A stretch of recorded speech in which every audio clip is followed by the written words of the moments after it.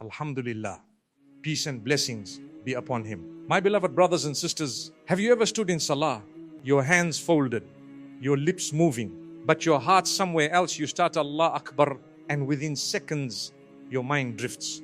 You're thinking about what to cook, a message you forgot to reply to, a meeting tomorrow, or maybe something that hurt you. Subhanallah, the body is standing before Allah subhanahu wa ta'ala, but the heart is miles away. And then you finish your prayer, not even remembering what you recited. You ask yourself, did I even talk to Allah, or was I just going through the motions? This, my brothers and sisters, is one of the greatest struggles of our time. We live in an age of noise, constant notifications, constant movement, constant distraction. Yet Salah is meant to be a pause, a sacred moment of silence where your soul finally breathes, where your heart finally speaks. But we've turned Salah into a quick task, something we rush to get done. We treat it as an interruption in our busy day instead of realizing that it's the most important meeting of our day. Imagine this.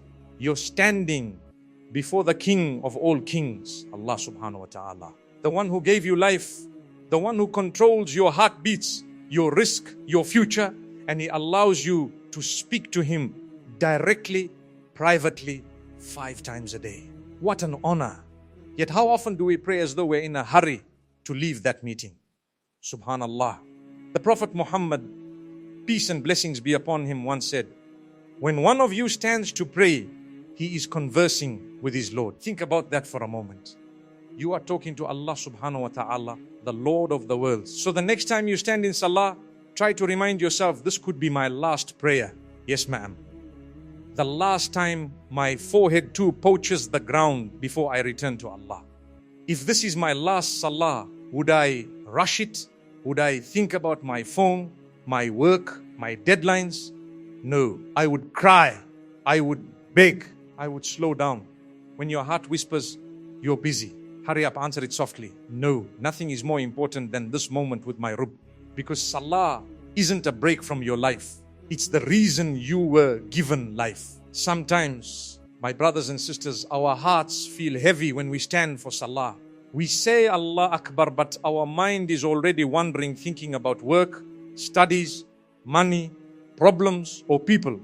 We recite Surah Al-Fatih, yet our hearts feel disconnected, and we ask ourselves, why can't I feel peace in my prayer? But let me tell you, Allah subhanahu wa ta'ala knows the struggle. He knows how hard you're trying. The fact that you're even worried about your Khushu focus means your heart is alive, because only a heart that still cares about Allah subhanahu wa ta'ala feels pain when distracted from Him. Khushu is not something you find in one prayer and then keep forever. It's something you build moment by moment, salah by salah. Even the greatest of people felt this. Once a companion said, we stand to pray, but our hearts wander. And the Prophet Muhammad, peace and blessings be upon him, reminded them that Shaytan works hardest during salah, because that's the moment you're closest to Allah subhanahu wa ta'ala. So what can we do to bring our hearts back on? Remember who you are standing before you say Allah Akbar. Pause for a few seconds.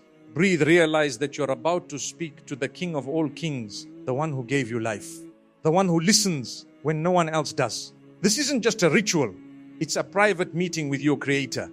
If you were about to meet a king or president, wouldn't you prepare your heart? So why not prepare it for the Lord of the worlds? Disconnect from the world for a few moments. Before starting Salah, silence your phone, put it away, close the door, take a deep breath, as if you are leaving this world behind. Because that's exactly what prayer is. A mini escape from dunya. You're stepping into the presence of Allah subhanahu wa ta'ala. Slow down your movements. Don't rush through your Quran in a sujud. Feel each posture. When you bow, feel your humility. When you place your forehead on the ground, feel your surrender. Say Subhanallah with meaning. Glory be to my Lord, the Most High. Imagine all your worries melting away into the ground. understand what you're saying. When you recite Surah Al-Fatiha, imagine you're having a conversation with Allah subhanahu wa ta'ala because you are in a hadith. Allah subhanahu wa ta'ala says, I have divided the prayer between myself and my servant in two halves. Every verse you recite, he responds to you. Alhamdulillah. And Allah says, my servant has praised me. Imagine that response while you pray. It changes everything. Think of death not as fear, but as focus. Remind yourself, this might be my last salah. That thought alone humbles the heart. You start to pray not to impress people, but to seek forgiveness before you meet him. Prophet Muhammad, peace and blessings be upon him, said, pray as if this is your farewell prayer. Make a dua between sujud. Pause between your two prostrations and whisper your worries to Allah subhanahu wa ta'ala. Oh my Lord, forgive me. Have mercy on me, guide me, heal me, and provide for me. Say it slowly. Mean every word. That's where Khushu begins, in sincerity, not speed. After Salah, stay seated for a moment. Don't rush up immediately. Sit for a few seconds. Say, reflect. Did I speak to my Lord with focus, or did my thoughts take me away? This self-reflection softens the heart and prepares you to improve in the next prayer. My brothers and sisters, Khushu isn't about perfection. It's about presence. It's about trying even when your mind wanders. Because every time you fight your distraction, you're actually pushing shaitan away and earning reward for all that effort. So the next time you pray, remember Allah subhanahu wa ta'ala is not asking you for perfect concentration. He is asking you for a sincere heart that tries to connect. And the heart that keeps trying, no matter how many times it gets distracted, is already beloved to Allah subhanahu wa ta'ala. My beloved brothers and sisters, there's something deeply beautiful about Salah when you begin to feel it rather than just perform it. When your heart starts to tremble with the words you recite. When tears form without effort, that's when you know your soul has begun to recognize its Lord again. But to reach that point, we must first understand something very important. Salah is not about the tongue or the body. It's about the heart. Sometimes we stand, bow and prostrate perfectly, yet inside our heart feels absent. We go through the motions, but not the emotions. And that's why many people finish their Salah and still feel empty. But remember, even if you feel nothing, Allah subhanahu wa ta'ala sees everything. He sees your effort, your pain, your distractions, and your attempt to return. The Prophet Muhammad, peace and blessings be upon him, once said that a person may pray, but only a fraction of that prayer is accepted. A half, a quarter, a tenth, depending on how much their heart was present. That shows us it's not about the quantity of your prayers, it's the quality of your connection. When your heart drifts, gently bring it back.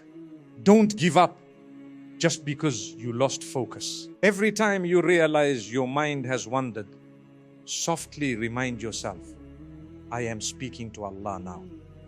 Do it without guilt, without harshness. Because Allah subhanahu wa ta'ala loves when His servant keeps returning. Even if it's 1,000 times in one prayer, create an environment of calm before you pray. Perform wudu slowly. Feel the cool water washing away your worries. Switch off the no-say. Light a soft lamp. If you pray at night, let your body, your eyes, your breath, and your heart know that you are about to stand before your Creator. Visualize standing before Allah on the day of judgment. Imagine this moment is when you will meet Him. No excuses, no distractions, just you and your Lord. Wouldn't you want to give your best in that meeting? That thought alone can bring a new depth to your khushu. Remember why you are praying. You're not praying to check a box. You're praying because your heart needs it. The same way your body needs air. Salah is your soul's oxygen. Without it, your spirit suffocates. That's why when your salah becomes deep and meaningful, you start feeling lighter even when your problems remain. Because Allah subhanahu wa ta'ala puts sakina, tranquility in your heart. Yeah, Allah subhanahu wa ta'ala. So many times I've stood before you distracted, rushing through my words while my heart was somewhere else. Forgive me, Ya Rab. I know I don't deserve your mercy, yet you keep calling me back again and again. Ya Allah, soften my heart in every prayer. Let me taste the sweetness of standing before you. Let my eyes tear out of love, not guilt. Let my sujud be the place where my soul finds peace. Ya Allah subhanahu wa ta'ala, remove the noise from my mind and fill it with your remembrance. When I say Allah Akbar, let my heart feel that you are truly greater than all my worries, my sins, my desires, and my fears. Ya make me among those who pray not because they have to, but because they love to. And when my time in this world ends, allow my final words to be Hill. Allow my final action to be Salah, and my final place to be in Jah with you mean. My dear brothers and sisters, if this reminder touched your heart, don't let it fade away like every other scroll. Share it with someone, your friend, your family, even a stranger, because maybe your share becomes the reason someone finally finds peace in their Salah again. And in the comments below, tell us your biggest struggle in prayer, your distractions, your thoughts, your pain. Type Ameen in the comments and let's fill this space with light, dua and unity. And if you haven't already, subscribe, not for numbers, but so that every reminder reaches your heart right when you need it most. Because remember, this might be your sign from Allah subhanahu wa ta'ala to return to Him.